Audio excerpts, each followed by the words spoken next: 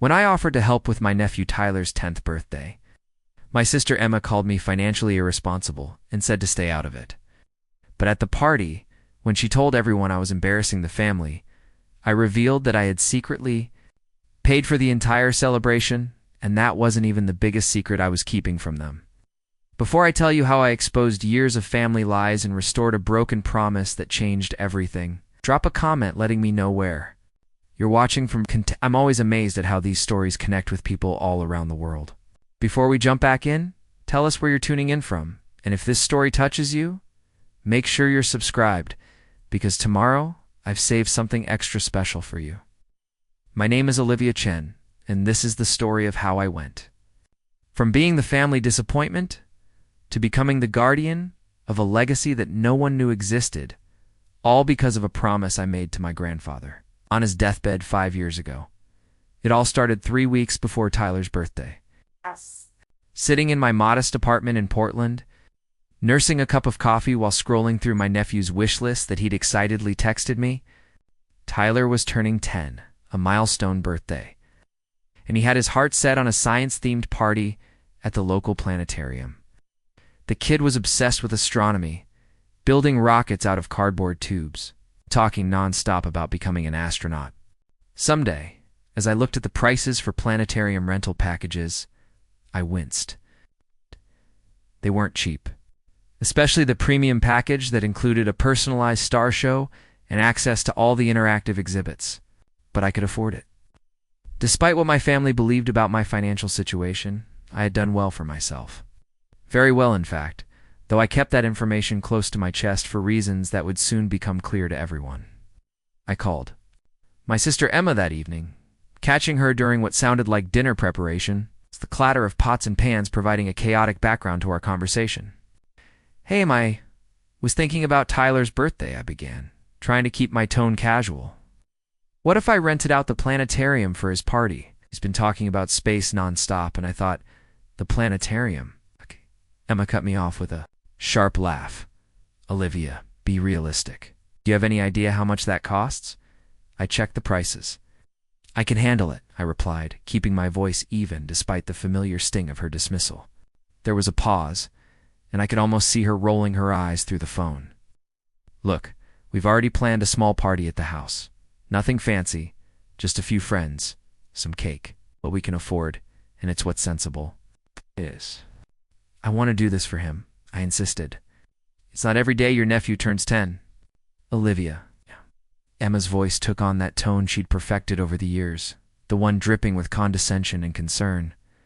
"I appreciate the thought, but let's be honest. Your financial track record isn't exactly stellar. Remember when you dropped out of business school to find yourself?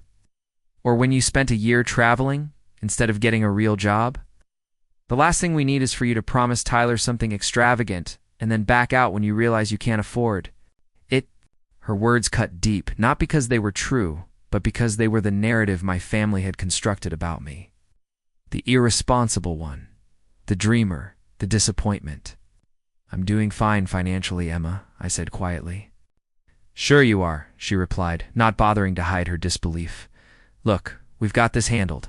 Tyler will have a nice birthday. If you want to help, you can bring some chips or soda." After we hung up, I sat in the silence of my apartment, a familiar heaviness settling in my chest. I glanced at the framed photo on my bookshelf, me and Grandpa Chen at his fishing cabin. Both of us grinning widely, his arm around my shoulders. He was the only one who ever really saw me, who believed in me when everyone else had written me off. "What would you do, Grandpa?" I whispered to the empty room. The answer came almost immediately, as if he was sitting right there with me. He would find a way to make Tyler's dream birthday happen without seeking credit or validation. That's who he was, quiet generosity personified. I made a decision then. I would throw Tyler the birthday party of his dreams, but I would do it from the shadows. No one needed to know it was me. This wasn't about recognition. It was about making a 10-year-old boy happy. The next morning, I called the planetarium and booked their premium package for Tyler's birthday. The woman on the phone was helpful and excited, especially when I explained it was for a space-obsessed 10-year-old. We arranged for personalized invitations featuring Tyler's name among the stars, a custom planetarium show highlighting his birthday constellation, and exclusive access to all the interactive exhibits. "And who should we list as the host?" she asked as we finalized the details. "Just put the Turner family," I replied, using my sister's married name. "I'd like to keep my involvement a surprise." That afternoon, I received a puzzled call from Emma. "Olivia, did you do something?" Her voice was tight with suspicion. "The planetarium just called to confirm Tyler's birthday party. They said everything's been arranged and paid for in full." I had prepared for this. "Oh, that's wonderful," I exclaimed with practiced surprise. Maybe it was Brad's parents. My brother-in-law's family was moderately well off, though nowhere near wealthy enough to casually spring for such an expensive party. I already asked them. They said they didn't do it. Emma's voice was growing increasingly agitated. "If you're behind this, Olivia, preparing and narrating this story took us a lot of time. So if you are enjoying it, subscribe to our channel. It means a lot to us." Now back to the story. "Em, why are you upset? This is Tyler's dream party. Does it matter who paid for it? Of course it matters."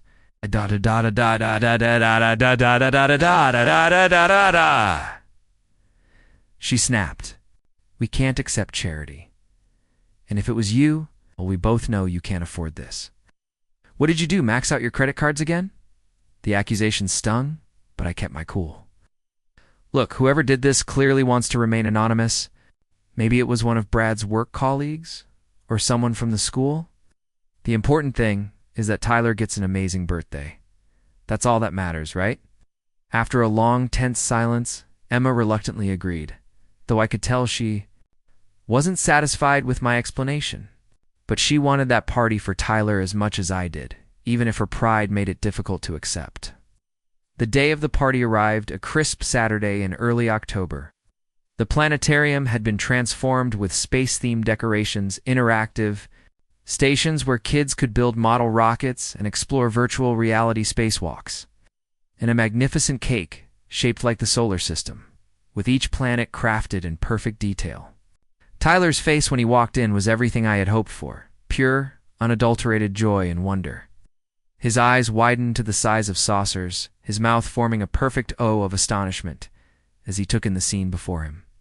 He turned to his parents, practically vibrating with excitement. "Is this all for me?" he gasped, his voice rising to a pitch I'd never heard before. Emma smiled tightly, still clearly uncomfortable with the mysterious nature of the party's funding, but unable to resist her son's happiness. "Yes, sweetie. Happy birthday." I hung back, watching the scene unfold, content to remain in the background. This moment wasn't about me. It was about Tyler and the stars in his eyes that rivaled those projected on the dome ceiling above us.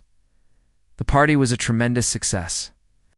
20 of Tyler's friends raced from exhibit to exhibit, marveling at interactive displays of black holes and nebulae.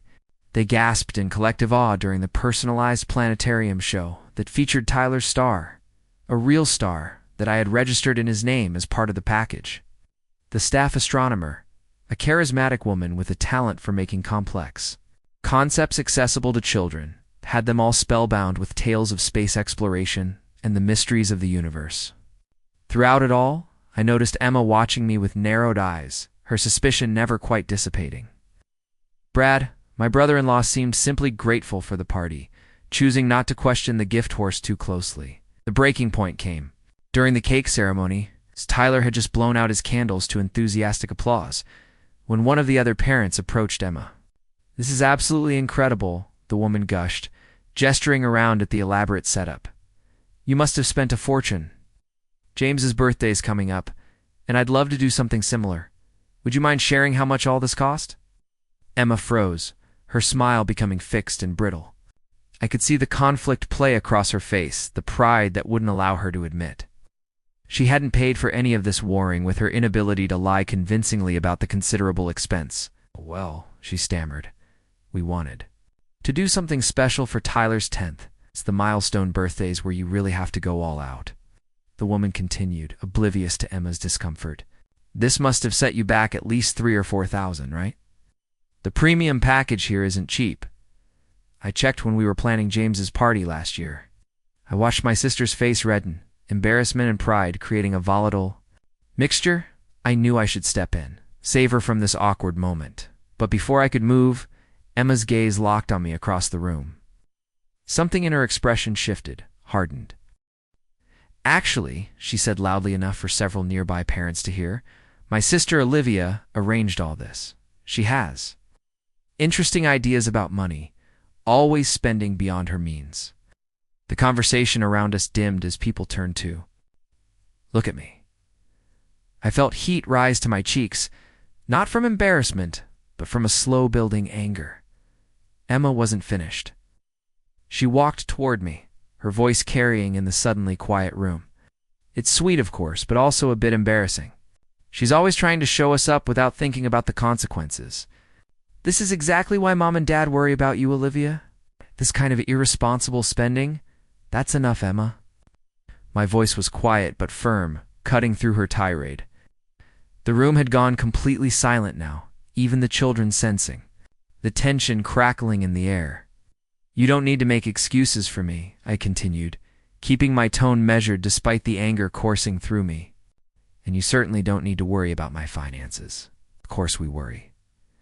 Emma threw up her hands in exasperation. "You've never shown any ability to manage money responsibly. Dad had to bail you out after your world travel phase. And now you're spending thousands on a child's birthday party when you probably can't even make rent this month." Something snapped inside me then, the last thread of patience I had maintained for years of similar comments and assumptions.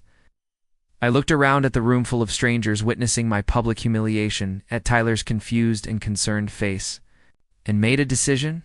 The time for secrecy was over. "I paid for this party in full, Emma," I said clearly. "And I didn't use credit cards or loans. I paid with cash from my accounts that are, for your information, extremely healthy." Emma scoffed, though I could see uncertainty creeping into her expression. "Right, from your mysterious job that you never talk about." "Yes, actually." I took a deep breath, steadying myself for what I was about to reveal. "Do you remember Grandpa Chen's fishing cabin? It's the one up at Lake Oswego that he used to take us to every summer." Emma frowned, clearly confused by the apparent change in subject. "What does that have to do with anything?" 5 years ago, when Grandpa was dying, he asked to speak with me alone. You were all there at the hospital, you, Mom, Dad, but he specifically asked for me." I could see recognition dawning in Emma's eyes. That day had been a source of resentment for years. Why had Grandpa chosen me, the family disappointment, for his final private conversation? "He told me something that day, Emma, something he made me promise not to reveal until the right moment." I paused, the weight of the secret I had carried for 5 years heavy on my shoulders. That fishing cabin?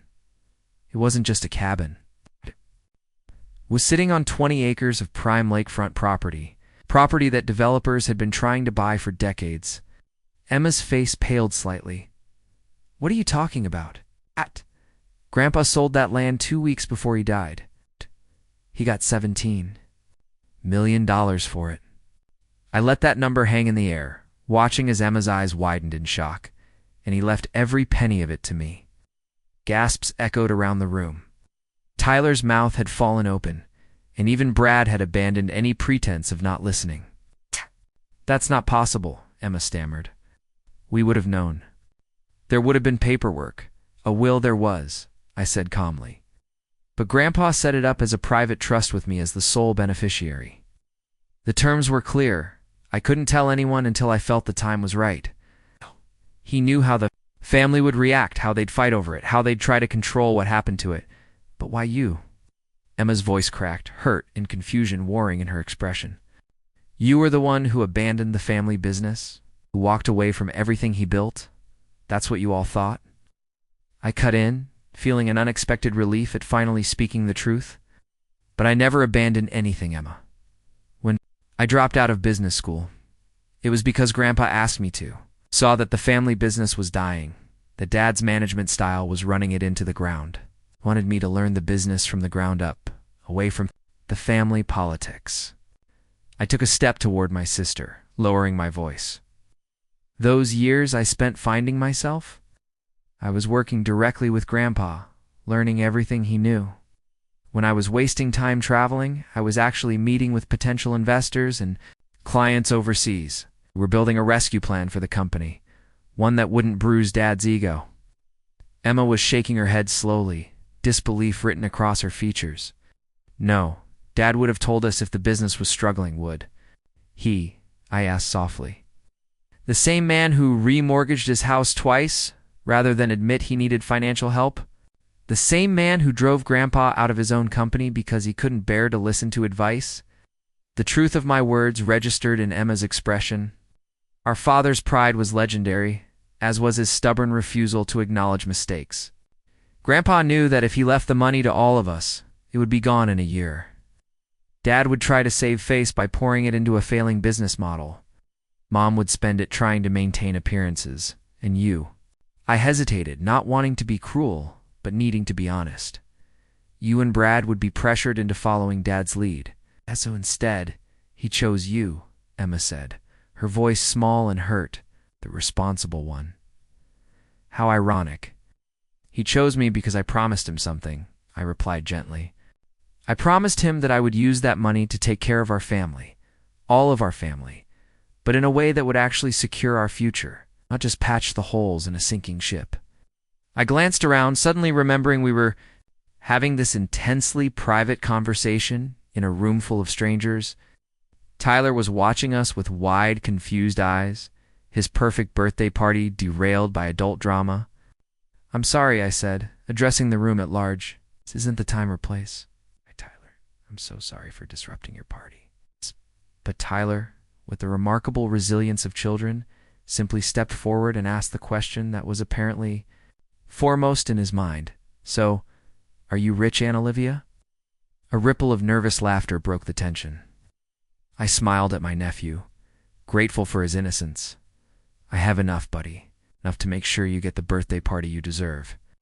Emma seemed to gather herself, visibly pushing down the tumult of emotions my revelation had unleashed. We should continue with the party, she said stiffly. The kids haven't had their astronomy tour yet. The party resumed, though there was an undeniable undercurrent of awkwardness among the adults. The children, blessedly oblivious, continued to revel in the space-themed wonderland. I stayed on the periphery, giving Emma space to process what she'd learned. As families began to leave, thanking Emma and Brad for the spectacular party, I contemplated slipping out quietly. But as I gathered my things, I felt a hand on my arm. It was Brad, his expression a mixture of confusion and concern. You should come back to the house, he said quietly. I think there's a lot we need to talk about. I nodded, knowing this conversation was long overdue. The drive to Emma and Brad's suburban home was silent and tense, with Tyler providing the only animation as he chattered excitedly about his gifts and the planetarium show. Emma hadn't said a word to me since my revelation, her hands gripping the steering wheel so tightly her knuckles were white. Once Tyler was settled in the living room with his new telescope, my gift to him, the adults gathered in the kitchen. The air was thick with unspoken questions and barely contained emotions. $17 million, Emma finally said, breaking the silence. For 5 years, you've had $17 million and you never said a word. You let us believe you were struggling, that you couldn't even afford your own apartment without roommates. I never said I was struggling, I corrected gently. That was an assumption all of you made. My roommate is actually my property. Manager, I own the building, Emma. Emma's jaw dropped. You own the entire apartment building? I nodded, and 3 others in Portland. Plus commercial properties in Seattle and San Francisco. Grandpa taught me about real estate investment. The original $17 million has grown substantially. Brad let out a low whistle. So all those times your parents offered to help you out? I accepted small gifts to maintain the illusion, I admitted. It seemed kinder than rejecting their help outright. Their pride is fragile. Fragile. Emma's voice rose. Is that what you call it? They've been worried sick about you? For years. Dad has had actual health problems from stress, about the business and the family, and all this time you've been what? Sitting on a fortune while watching us struggle? The accusation stung, but I kept my composure. I haven't been sitting on anything, Emma. I've been working harder than I've ever worked in my life. Managing those investments, growing. the capital, and yes, quietly helping the family business stay afloat. What do you mean helping the business? Brad asked, his brow furrowed. I took a deep breath. This was the part that would be hardest for Emma to hear. 3 years ago, when Dad took out that second mortgage, it wasn't to expand the business like he told everyone. It was because the company was 3 months from bankruptcy. The bank was about to call in their loans. Emma shook her head in denial, but I pressed on. He was desperate, Emma, too proud to ask for help, but drowning. So I found a way to help without him knowing it came from me. How? She whispered. I created an investment company under a different name. Approached Dad with an offer to buy a 30% stake in the business. Fresh capital, no strings attached, just a silent partner who believed in the company's potential. Golden Horizon Investments, Brad said suddenly, comprehension dawning. That's you? I nodded. Emma looked between us, confused. You know about this? Brad ran a hand through his hair. Everyone at the company knows about the mysterious investor who saved the business. There have been rumors for years about who it might be, some tech billionaire looking to diversify, maybe, or a foreign investment group. But it was you all along. The money wasn't a gift, I explained. It was a legitimate investment. I brought in consultants, implemented new systems, modernized the production line all through proper business channels, presented as suggestions from the silent partner. The company is profitable again, Emma. Dad didn't save it with his business acumen. He just got out of the way enough to let it be saved. Emma slumped against the counter, the weight of these revelations visibly overwhelming her. Why the secrecy? Why not just tell us? Would Dad have accepted my help if he knew it was coming from me? From his irresponsible daughter who abandoned the family business? I asked softly. Would he have listened to my ideas if he knew they were mine? Or would his pride have driven the company straight into bankruptcy? Emma didn't answer, but her silence was confirmation enough. We both knew our father too well. And honestly, Emma, would you have treated me differently? If you'd known? Continued. Would I still have been invited to family dinners as just your sister? Or would I have become the rich relative everyone tiptoes around and asks for favors? She had the grace to look uncomfortable at that. I'd like to think I wouldn't have changed, she said, but there was doubt in her voice. Money changes things, I said simply. It changes how people see you, how they treat you. Grandpa understood that better than anyone. That's why he made me promise to keep it quiet until the right time. My son's birthday party. My son's birthday party? Emma's voice held. A trace of the earlier anger, but it was softer now, tinged with hurt rather than rage. No, I admitted. That was a mistake. I lost my temper, and I'm sorry. Tyler's party should have been about him, not family drama. We fell into silence, the ticking of the kitchen clock marking the passage of time as we each processed the seismic shift in our family dynamic. What happens now? Brad finally asked, his practical nature asserting itself. I shrugged. Depends on all of us. I've kept my promise to Grandpa. I've taken care of the family, secured our future. The business is stable. But there's more work to be done, and I can't do it alone. Not if we want it to survive long term. What are you saying? Emma asked cautiously. I'm saying that maybe it's time for more transparency. Not about my personal finances. That remains private, but about the business. About Grandpa's vision for its future. I looked directly at my sister. You have an MBA, Emma? You've got a brilliant mind for marketing that Dad has never fully utilized. And Brad's engineering background could revolutionize our production processes. You want us to work with you, Emma said slowly, to save the family business. I want us to work together, I corrected. As equals. Not as the rich sister bailing out her struggling family, but as partners carrying on Grandpa's legacy. Emma was quiet for a long moment, her eyes fixed on some middle distance as she processed everything. When she finally spoke, her voice was hesitant, vulnerable in a way I rarely heard from my confident, assertive sister. I don't know if I can just adjust to all this overnight, Olivia. Finding out that everything I thought I knew about our family dynamics, about the business, about you, it's all been based on secrets and assumptions. I understand, I said softly. I'm not asking for an answer tonight. This is a lot to take in. Brad cleared his throat. For what it's worth, I think your grandfather made the right choice. He clearly saw something in you that the rest of us missed. Before Emma could respond, the kitchen door swung open and Tyler bounded in. Still in his party clothes, his eyes bright with excitement. Mom, Dad, Aunt Olivia, can we set up my telescope in the backyard? I want to see if we can find my star. The tension in the room dissolved in the face of his innocent enthusiasm. Emma managed to smile. Sure, sweetie. Dad will help you set it up. As Brad and Tyler headed out to the backyard, Emma turned to me. He adores you, you know. Always has.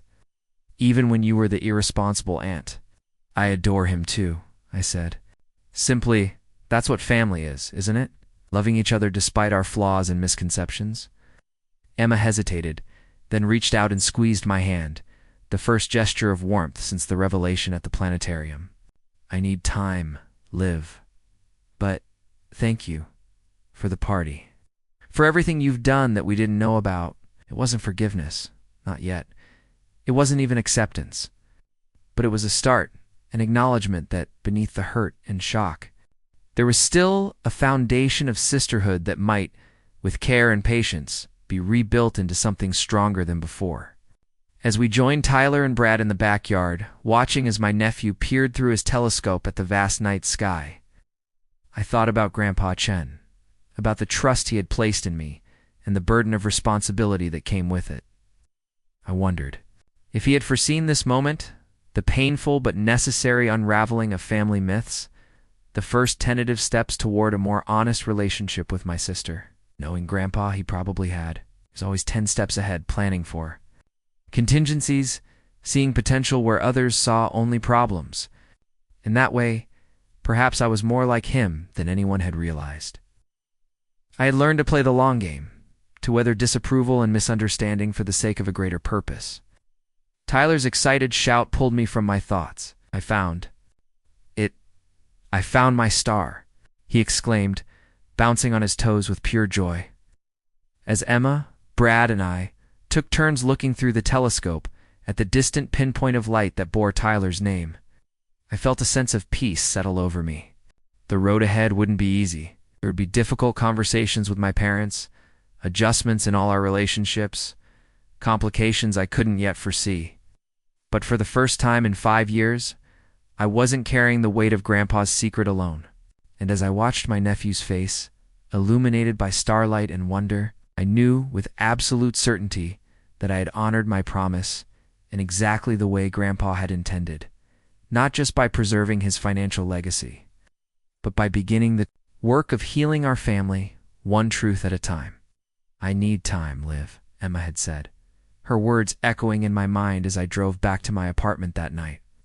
The stars above seemed especially bright, as if celebrating Tyler's joy while bearing witness to the seismic shift in my family's foundation.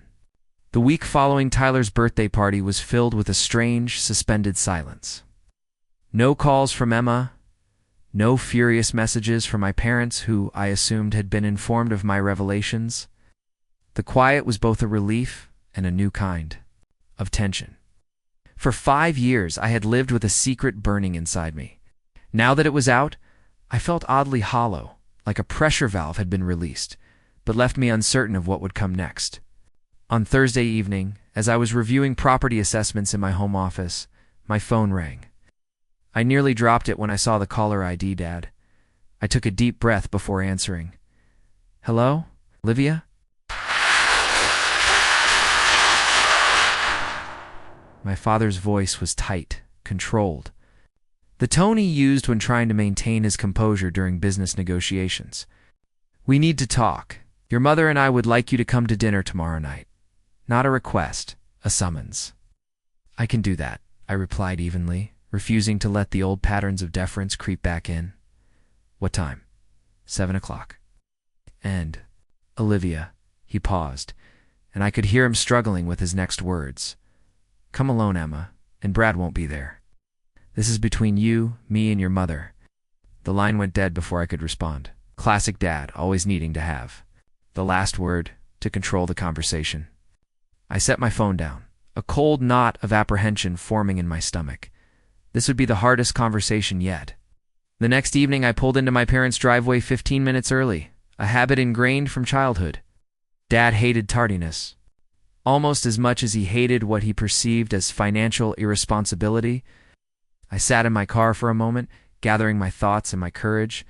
The house I had grown up in was a stately Tudor in one of Portland's oldest neighborhoods. Impressive, but not ostentatious.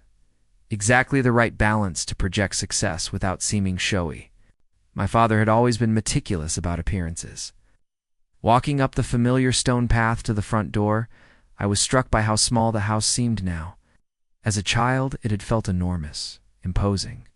Now, knowing what I knew about the financial struggles behind its perfectly maintained facade, it felt almost like a movie set, impressive from the outside, but hiding structural weaknesses within. My mother opened the door before I could ring the bell. Olivia Chen had always been a beautiful woman, and at 62 she remained elegant and poised. Her silver-streaked black hair swept into a perfect chignon, her silk blouse and tailored pants immaculate. "Olivia," she said, her voice revealing nothing as she stepped back to let me in.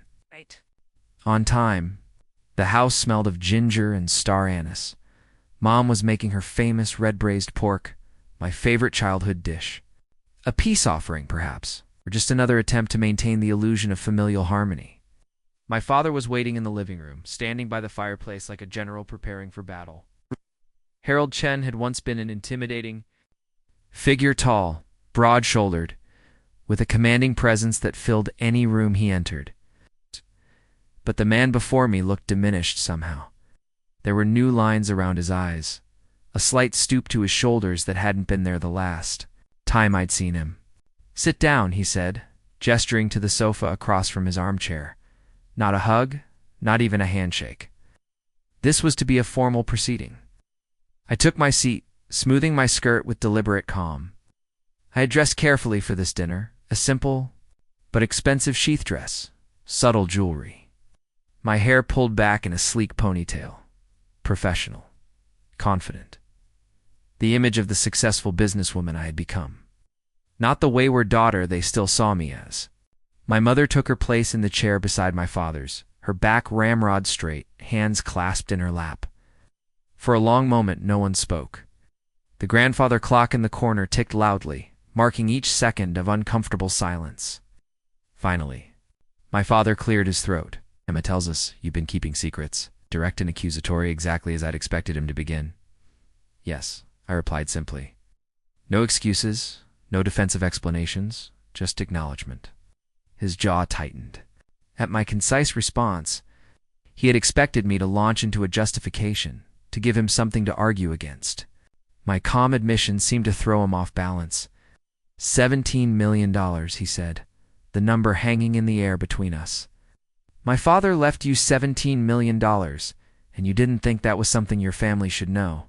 "About Grandpa asked me not to tell anyone until the time was right," I replied. I was honoring his wishes. His wishes. My father's voice turned bitter. His wishes were more important than your family? Than your parents who raised you? "We've been worried sick about you for years, Olivia. Your mother has had sleepless nights wondering if you were getting by.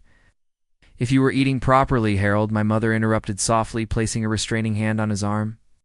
She turned to me, her dark eyes unreadable. "What your father means is that we're hurt, Olivia. Not just about the money, but about the deception. All these years you've let us believe you were struggling. Your choices had led you down a difficult path." "I never said I was struggling," I interjected, keeping my voice calm. "That was an assumption you both made. An assumption allowed to stand because Grandpa made me promise, and because I knew what would happen if you found out the truth."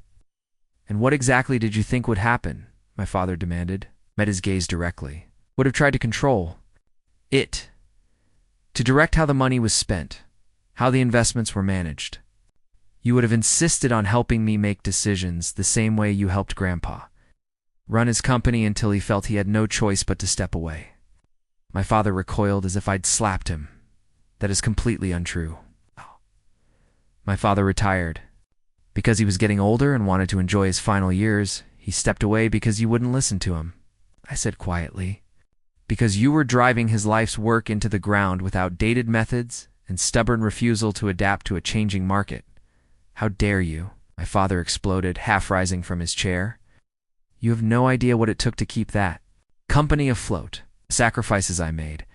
I know exactly what it took, I cut in, my voice gaining strength. I know about the second mortgage. I know about the loans you couldn't repay. I know about the contracts you nearly lost because you refused to update the manufacturing processes. He stared at me, the color draining from his face. How could you possibly know all that? Because I'm Golden Horizon Investments, Dad. I let the words land with their full weight. I'm the silent partner who saved the company 3 years ago. I'm the investor whose suggestions you've been following, sometimes grudgingly, but following nonetheless, to turn things around. The silence that followed was absolute. My father sank back into his chair, looking as though the floor had disappeared beneath him. My mother's perfectly composed expression cracked, her eyes widening in shock. That's not possible, my father finally whispered. Golden Horizon is a major investment firm. They have analysts, consultants, all hired by me, I explained. With Grandpa's money, I built a legitimate investment company. I hired the best people, learned from them, worked alongside them, but the decision to save Chen Manufacturing was mine alone. My mother found her voice at last. But why the deception, Olivia? Why not simply come to us? Tell us about your inheritance. Offer to help directly. I looked at her sadly. The one who threw away her business degree to travel the world. Neither of them answered. They didn't need to. We all knew the truth. When Grandpa was dying, I continued, my voice softening with the memory. He told me something I've never forgotten, I said. Sometimes the greatest gift you can give someone is allowing them to save face while you save what really matters. That's what I've been trying to do, save the family business, while allowing Dad to believe he was the one turning things around. My father stood abruptly and walked to the window, his back to us. His shoulders were rigid with tension. For a moment, I thought he might order me to leave. Instead, he spoke without turning, his voice strangely hollow. Your grandfather always saw something in you that I missed. Even when you were small, he would tell me, Harold, that girl has the heart of a true businesswoman. She sees patterns we don't. I thought he was just being a doting grandfather. He let out a short, humorless laugh. I should have listened to him more carefully about many things. My mother rose and went to the sideboard, pouring 3 glasses of bijou, the strong Chinese spirit reserved for significant family discussions. She handed one to me, took one to my father, and kept the third for herself. I think she said carefully that we all need to start over. With honesty this time. For the next 2 hours, we talked more openly than we had in my entire adult life.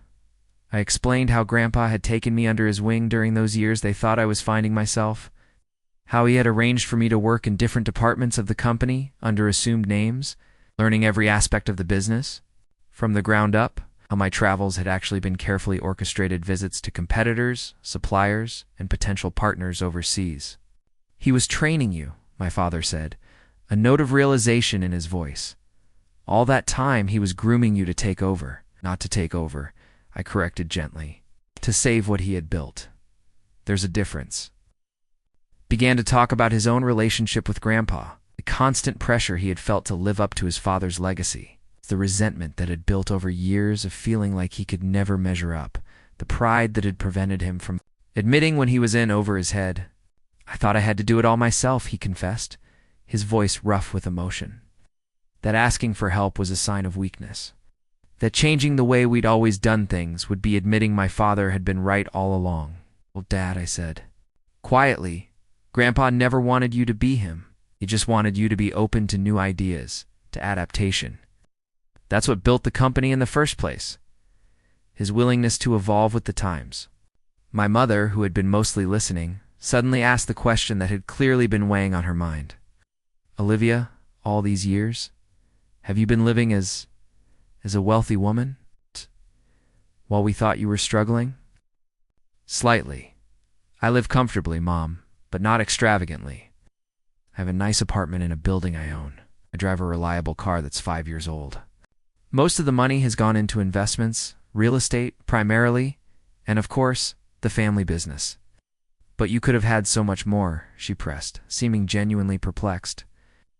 Luxury, travel, all the things young people want these days. That was never what I wanted, I replied simply. What I wanted was to honor Grandpa's faith in me, to preserve what he built, and maybe to finally prove to all of you that I wasn't the irresponsible dreamer you thought I was. My father flinched at that, a flash of shame crossing his face. We didn't give you enough credit, he admitted, the words clearly difficult for him. We saw what we expected to see. We all made mistakes, I conceded, not wanting to twist the knife. I could have found a way to be more honest while still respecting Grandpa's wishes. I shouldn't have let it come out the way it did at Tyler's party of all places. My mother reached across the coffee table and took my hand, the first physical contact of the evening. What happens now? She asked. It was the same question Brad had posed, and just as then, I didn't have a simple answer. That depends on all of us, I said. The company is stable, but it could be thriving. There's so much potential that hasn't been tapped yet. My father turned from the window, his expression thoughtful. You have ideas. It wasn't a question, but I nodded anyway. Ow. Many. Some of them Grandpa's, some my own. But I can't implement them as a shadow investor anymore.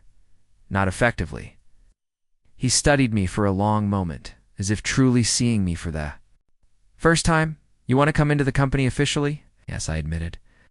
But not to take over, Dad. To work alongside you, to bring Emma and Brad into, if they're willing. To make it a true family business again the way Grandpa always envisioned.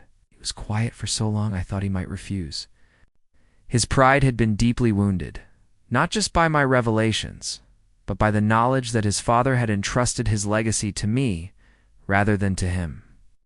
It would take time for that wound to heal, if it ever fully could. Finally, he nodded once. A short, decisive movement. We'll discuss specifics later. For now, I believe your mother mentioned dinner? It was as close to acceptance as I was going to get tonight, and I recognized it as the significant concession it was for him. My father, extending an olive branch in the only way he knew how, through the shared ritual of a family meal.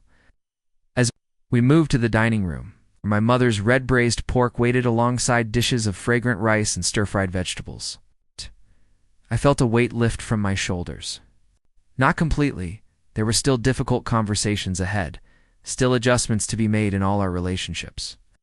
But for the first time in 5 years, I was sitting at my parents' table as my whole self. Not the carefully constructed version of Olivia they had been allowed to see. Dinner was quieter than usual, all of us processing the evening's revelations in our own ways. It wasn't an uncomfortable silence. It was thoughtful, contemplative, the silence of people reassessing long-held beliefs and finding them wanting. As my mother served her special 8-treasure tea after the meal, my father cleared his throat. I owe you an apology, Olivia. The words were so unexpected I nearly dropped my teacup. Harold Chen did not apologize. Ever. You've proven yourself to be exactly what my father saw in you, he continued, each word measured and deliberate, a worthy steward of his legacy. More worthy, perhaps, than I was. Dad, I began, but he held up a hand. Let me finish. This isn't easy for me. He took a deep breath. I was wrong about you, and I was wrong about how to honor my father's memory. He built that company to provide for his family, yes, but also to create something meaningful, something that would outlast him. I lost sight of that second part. I was so focused on maintaining control that I nearly destroyed everything he worked for. My mother reached over and squeezed his hand, her eyes glistening with unshed tears. I realized with a start that it might be the first time she had heard him admit such a thing. We have a chance to start again, he said, looking directly at me. To rebuild not just the company, but our family. If you're willing. I am, I said simply, my own vision blurring. That's all I've ever wanted. Later that night, as I was preparing to leave, my mother pressed a small, worn leather book into my hands. Your grandfather's journal, she explained softly. He left it with me before he died, with instructions to give it to you when the time was right. I think that time has come. I held the journal reverently, feeling the smooth leather beneath my fingers, imagining Grandpa's hands holding it, filling its pages with his thoughts and wisdom. "Thank you," I whispered, embracing my mother tightly. As I drove home through the quiet streets of Portland, the journal sat on the passenger seat beside me, a tangible connection to the man who had seen potential in me when no one else had, who had trusted me with not just his fortune but his vision for the future. Back in my apartment, I curled up in my reading chair with a cup of tea and opened the journal with trembling fingers. Grandpa's familiar handwriting filled the pages, neat and precise, just like everything else about him. The first entry was dated shortly after I had graduated from college, right around the time he had first approached me about finding myself instead of going straight into the corporate world. As I read, I felt as if he was there with me, his voice as clear as if he was speaking the words aloud. "Spoke with Olivia today. She has that rare combination of analytical mind and compassionate heart that makes a true business leader. Harold doesn't see it yet. He's still measuring her against traditional metrics of success, still seeing her through the distorted lens of his own expectations. I see the spark in her that I recognized in myself all those years ago. The willingness to question, to challenge, to imagine better ways forward." Tears welled in my eyes as I continued reading, following his observations over the years as he secretly mentored me, as he watched me grow into the person he believed I could be. The final entry, dated just 3 days before his death, made my breath catch. "Made arrangements for the trust today. Olivia will be hurt by the secrecy, by the burden I'm placing on her shoulders. She'll have to stand alone for a time, misunderstood by those she loves most. But I've watched her closely these past few years. She has the strength for this, the strength to do what's necessary, even when it's painful, when the time is right. When she finally reveals the truth, it will be like a key unlocking a door that has been closed for too long. Not just for the business, but for our family." "Oh, Grandpa," I whispered into the quiet of my apartment. "I hope I've made you proud." As if in answer, my phone buzzed with a text message. It was from Emma. "Can we talk tomorrow? There's a lot I need to say." I smiled through my tears as I typed my reply. Of course, anytime. The path ahead wouldn't be smooth or easy. There would be setbacks, disagreements, old wounds that would take time to fully heal. But for the first time since Grandpa had called me to his hospital bedside 5 years ago, I felt like I could see the full picture of what he had been trying to create, not just a successful business, but a healed family, united in purpose, and finally seeing each other clearly. I closed the journal and held it to my heart, silently thanking him for his wisdom, his foresight, and most of all, his faith in me when I hadn't yet learned to have faith in myself. "I won't let you down," I promised the empty room, knowing somehow that he could hear me. I'm just getting started. Up next, you've got 2 more standout stories right on your screen. If this one hit the mark, you won't want to pass these up. Just click and check them out. And don't forget to subscribe and turn on the notification bell so you don't miss any upload from us.